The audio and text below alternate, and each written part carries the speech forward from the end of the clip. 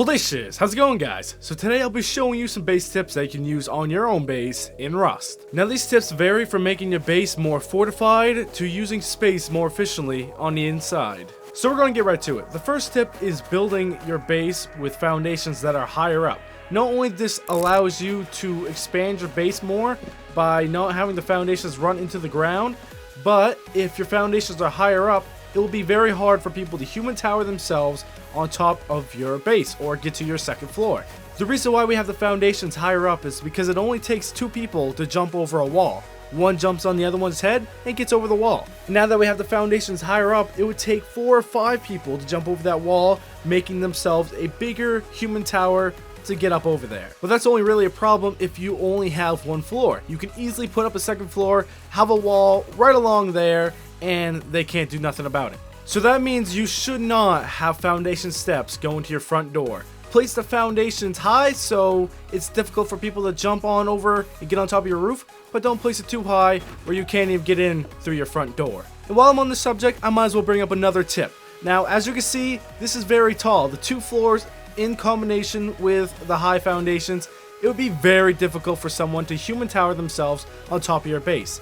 But they can blow through your second floor and skip the first floor entirely. So one great tip here is to place down high external stone walls. Now these bad boys are pretty tough. They can be pickaxed through, but it'll take a while. It'll take a lot of group members. But if they want to use C4 on it, it takes about 7.5 C4, but they could probably pickaxe through the rest. Now these high external stone walls have barbed wire on the top, making it even more difficult for someone to get on top of your base. Now the sweet thing about these walls is that they're pretty cheap. They only cost 500 stones a pop, but the difficult part about these is finding the blueprint for them. But once you find it, you're all set to go. Now since it's actually possible for a group of raiders to pickaxe through your high external stone wall, it'll take a bit of time, but it is well possible. You can actually protect these bad boys by placing down metal barricades in front of them. Now these can be broken down too, but they hurt you with every single swing.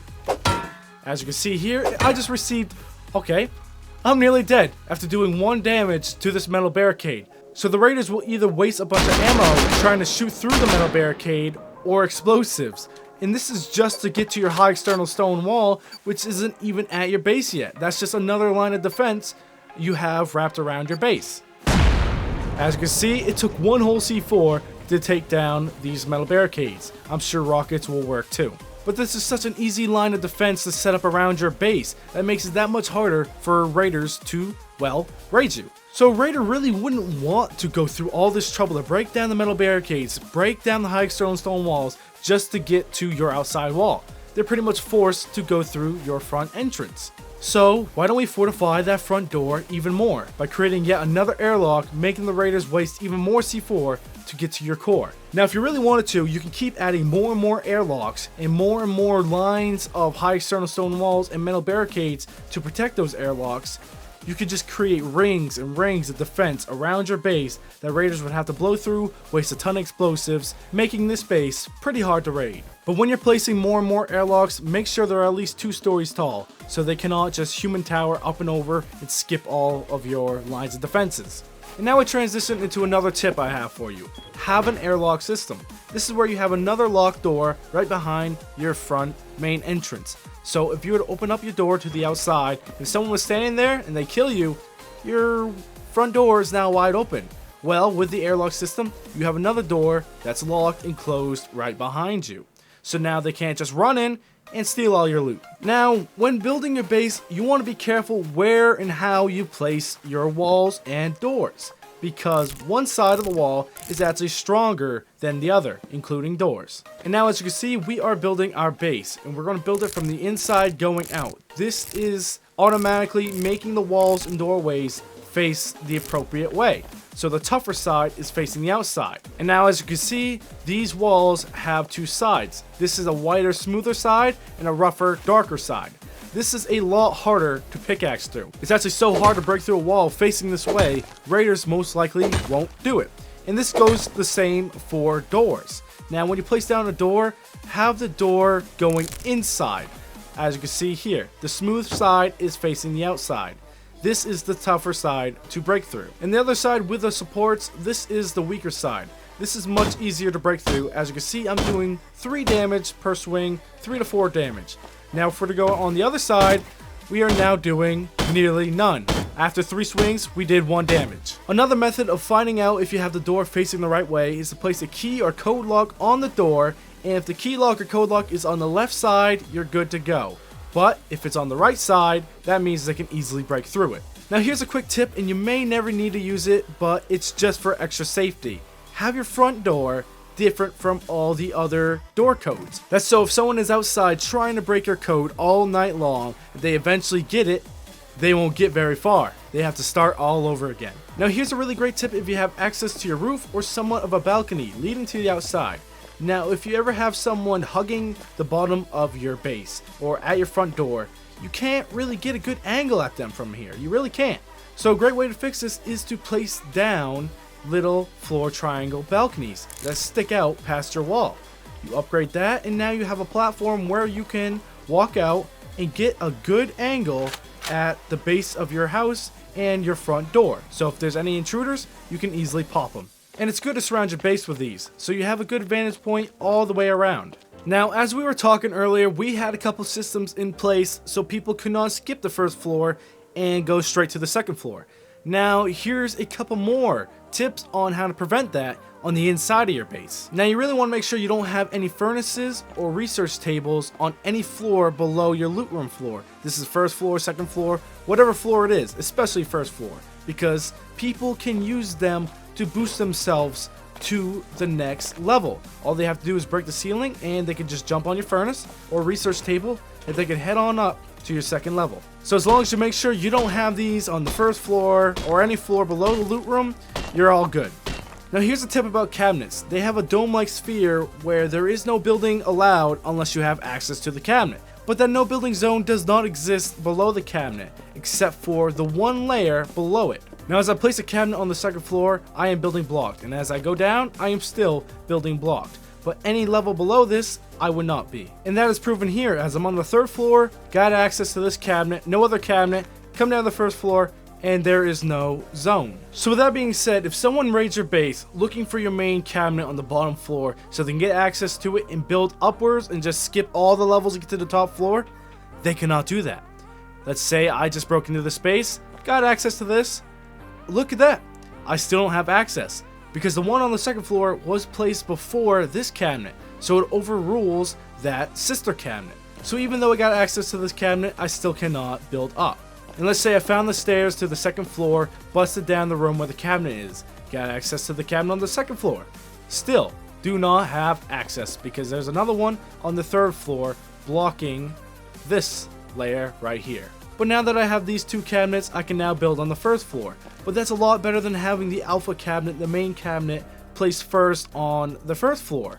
Then they have access to the whole entire base right off the bat. Now, a great way to prevent people from raid towering right next to your base and landing on the roof is to place cabinets in the corners of your base.